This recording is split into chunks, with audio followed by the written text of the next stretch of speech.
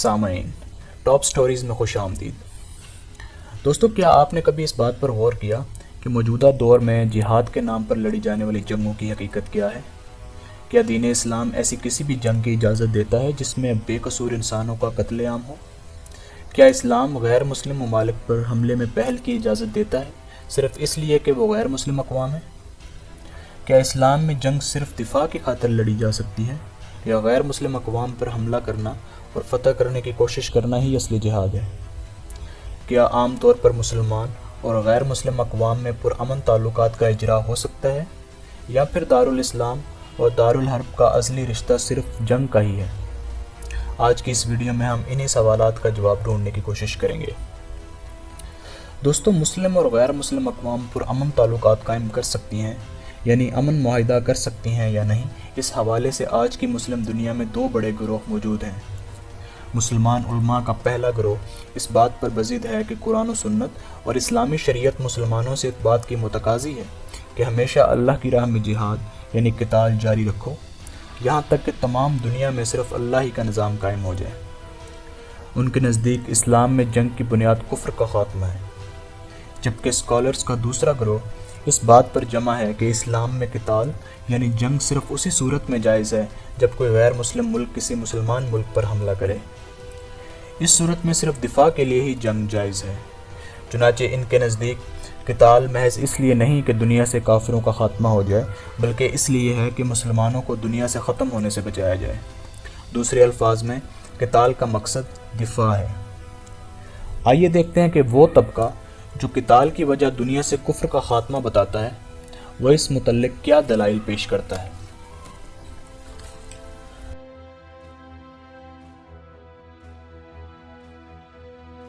بہت سے مسلمان علماء اس بات کا ثبوت کہ جہاد صرف دفاعی ہی نہیں بلکہ جارحانہ بھی ہے سورہ توبہ کی پہلی 40 آیات کی شکل میں پیش کرتے ہیں۔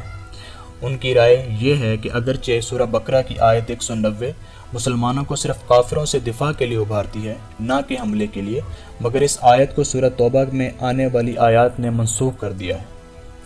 کیونکہ سورہ توبہ نزول کے اعتبار سے بعد میں نازل ہوئی، لہٰذا بعد میں آنے والی چیز پہلے آنے والی چیز کو منسوخ کر سکتی ہے۔ ان کے نزدیک سورہ توبہ کی آیت نمبر 5 سب سے اہم ہے، جس میں مسلمانوں کو جارحانہ حکمت عملی اپنانے کا حکم ہے۔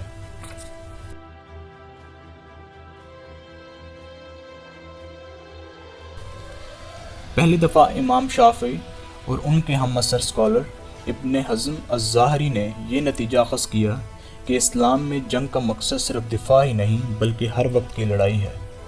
جنگ کا مقصد صرف اپنا تحفظ ہی نہیں بلکہ دنیا سے کفر کا خاتمہ ہے، یعنی ان کے نزدیک جنگ کی وجہ کفر یعنی انفیڈیلٹی ہے۔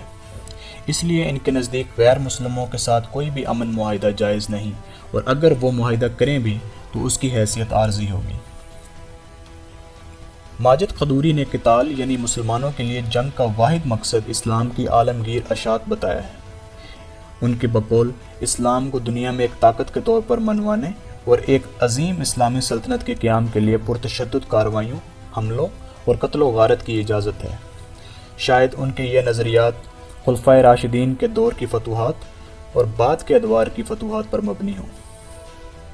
کئی ایک مغربی اسکالرز نے بھی ملتے جلتے نظریات پیش کیے ہیں، جیسا کہ برنارڈ لوئس اور ڈینیل پائپس۔ ڈینیل پائپس کے بقول چونکہ اسلامی سلطنت کی زمینیں غیر مسلموں کی زمینوں سے افضل سمجھی جاتی ہیں، لہٰذا ان تمام زمینوں کو حاصل کرنے اور یہاں اسلامی نظام کے قیام کے لیے مسلمان قتال یعنی جنگ کا سہارا لیتے ہیں۔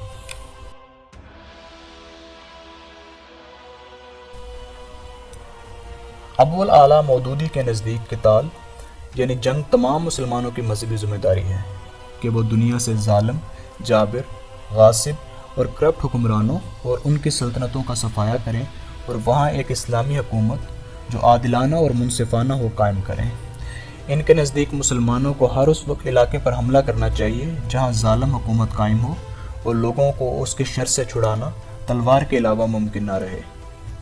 لہٰذا ہر دو جنگ جہاد دفاعی نہیں بلکہ جارحانہ ہو جائے گا۔ اسی بنا پر ان کا ماننا ہے کہ غیر مسلموں کے خلاف جنگ کا اعلان کیا جا سکتا ہے جہاں ضروری ہو اور امن معاہدات کی حیثیت عارضی ہوگی۔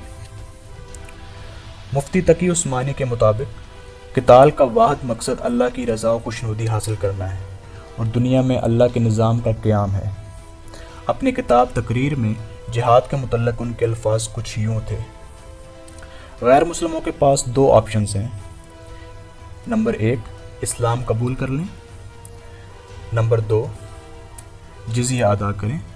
تاہم جزیہ ادا کرنے کا مطلب یہ ہے کہ وہ اسلام کو ایک طاقت اور اسلامی نظام کو بہترین نظام مانتے ہیں۔ آپ کا قانون چونکہ ایک انسان کو دوسرے کا غلام بناتا ہے، لہٰذا ہم ایسے نظام کو تسلیم نہیں کر سکتے۔ اللہ کی زمین پر اللہ کا نظام ہوگا اور یہی جہاد کا واحد مقصد ہے۔ سامعین، اب ذرا یہ دیکھ لیتے ہیں کہ وہ اسلامی اسکالرز جو قتال یعنی مقدس جنگ صرف دفاعی یعنی کافروں کے حملے کی صورت میں لڑنے کو قرار دیتے ہیں، وہ کیا جواز پیش کرتے ہیں۔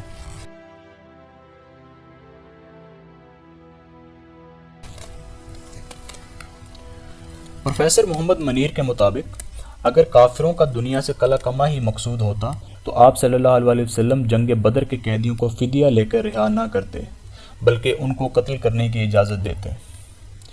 جزیہ یا فدیہ کا مطلب یہ ہے کہ کافر و غیر مسلم جزیہ دے کر اپنے اپنے مذاہب اور علاقوں میں رہ سکتے ہیں اور مسلمان ان کے جان و مال کے محافظ ہوں گے۔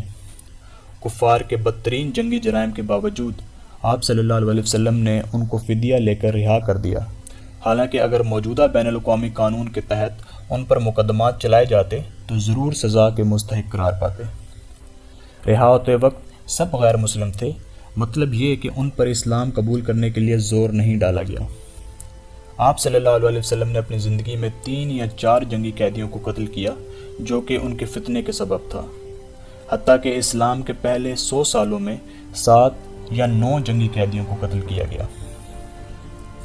سورہ بقرہ کی آیت 190 میں اگرچہ اللہ تعالیٰ نے مسلمانوں کو قتال کی اجازت دی ہے کہ ان کافروں کے خلاف جہاد کرو جو آپ کے خلاف میدان میں آئیں اور تب تک جنگ میں رہو جب تک فتنہ ختم نہ ہو جائے۔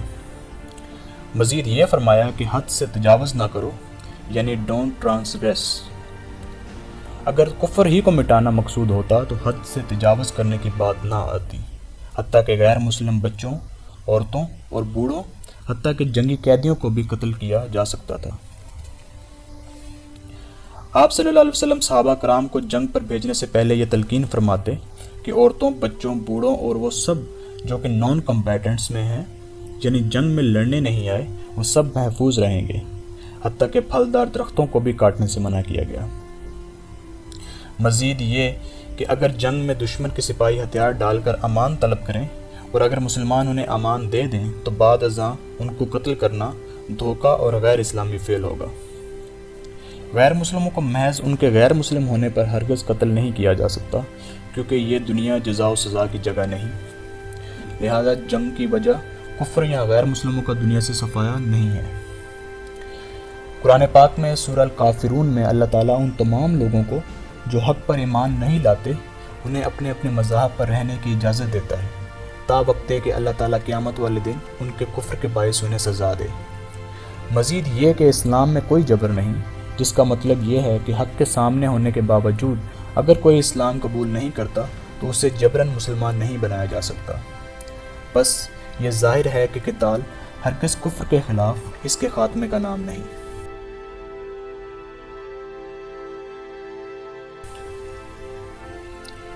عمر بن صلاح الشافعی کے نزدیک جنگ میں کفار کا قتل کرنا عمومی اصول نہیں بلکہ ایک رعایت یعنی ایکسیپشن ہے۔ جنگ میں یا عام حالات میں کافروں کو قتل کرنا اس لیے جائز نہیں کیونکہ اللہ تعالیٰ ان کا خاتمہ چاہتا ہے، بلکہ اس لیے جائز ہے کہ مسلمان ممالک پر حملہ کر کے یا ان کے خلاف سازشیں کر کے جو فتنہ انہوں نے پیدا کیا ہے اس کے بدلے ان کا قتل جائز ہے۔ ابن تیمیہ کے بقول صرف کافروں کے خاتمے کے لیے ہی جہاد فرض ہوتا تو احادیث میں جنگ میں کافروں کے بچوں، عورتوں، بوڑھوں، نان کمبیٹنٹس اور جنگی قیدیوں کے قتل کے متعلق جو رعایت یعنی ایکسیپشن دی گئی ہے وہ موجود نہ ہوتی۔ ہو نہ ہو یہ رعایت قرآن میں آنے والی آیت یعنی حد سے تجاوز نہ کرو، don't transgress, verily Allah does not like transgressors پر مبنی ہے۔ دوستو، اسلام میں جہاد کی بنیادی وجہ کفر کا خاتمہ یا مسلمانوں کے اپنے بچاؤ کے خاطر دفاعی جنگ لڑنے کے حوالے سے مختلف مکاتب فکر کے علماء کے نظریات مختصر انداز میں ہم نے اس ویڈیو میں پیش کرنے کی کوشش کی ہے۔ آپ کو ہماری یہ کوشش کیسی لگی کمنٹس میں ضرور بتائیں، اور کیا آپ بھی اسلامی جہاد کو دفاعی یا جارحانہ سمجھتے ہیں؟ اس بارے میں بھی اپنی رائے کا اظہار ضرور کریں۔ ہمارے اس چینل کو اگر ابھی تک آپ نے سبسکرائب نہیں کیا تو سبسکرائب کر دیں اور لائک بھی ضرور کریں۔ بہت شکریہ۔